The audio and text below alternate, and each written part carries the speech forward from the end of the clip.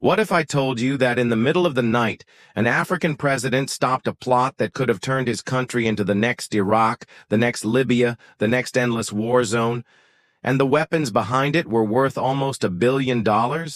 That's exactly what happened in Burkina Faso just weeks ago. This isn't just news. It's history unfolding right in front of us. And the more you hear, the more you'll realize. This wasn't about one African country. It was about who really controls power in the world. It's 4 a.m., August 16th, 2025. While most of the world is asleep, a group of Burkinabe border guards notices something odd near the Togo border. A convoy of trucks, dozens of them, creeping through the dark like ghosts. 57 trucks, no headlights, no noise, just grinding forward on dirt roads no humanitarian worker would ever use. Now think about it.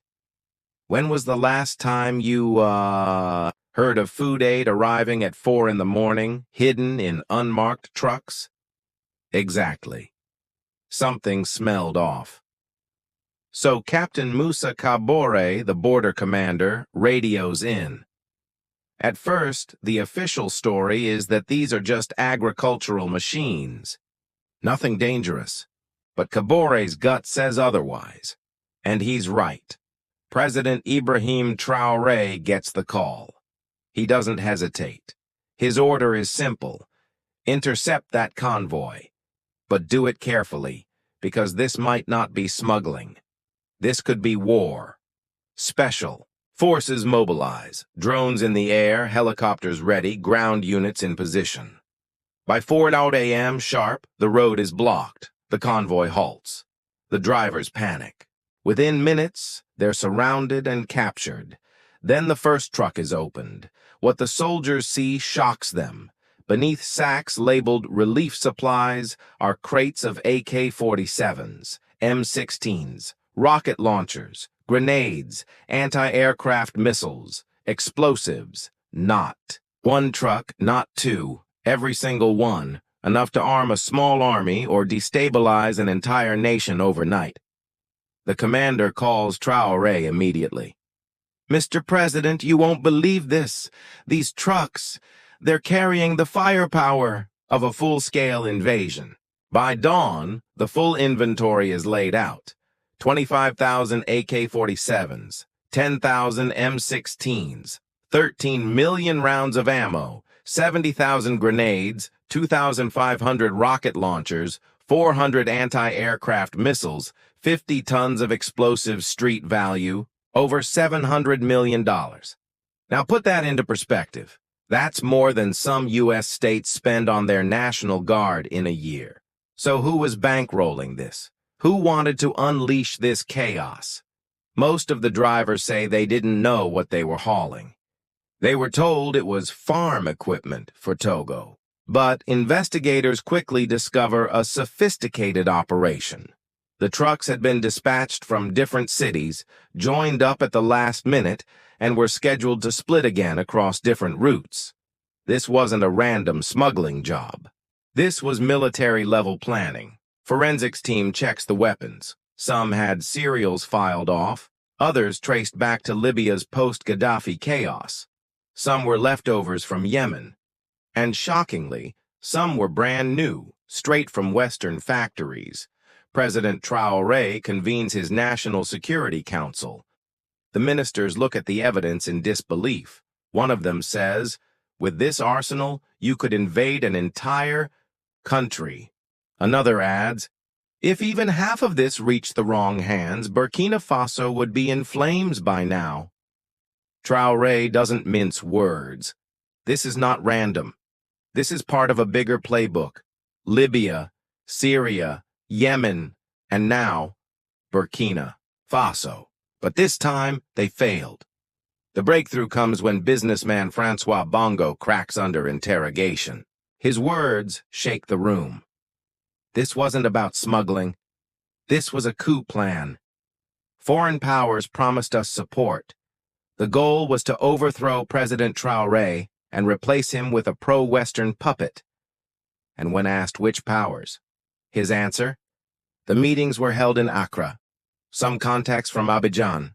Instructions came from Paris. And the green light came from Washington.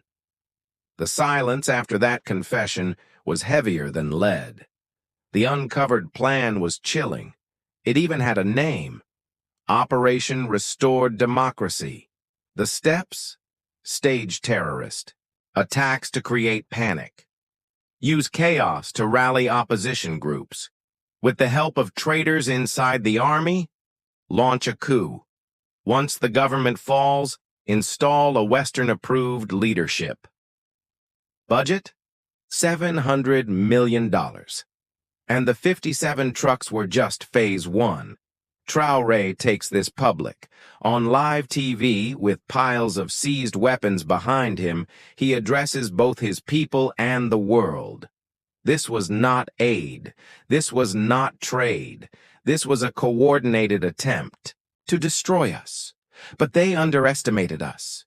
Burkina Faso will not be another Libya. We will not kneel. Journalists fire questions. CNN.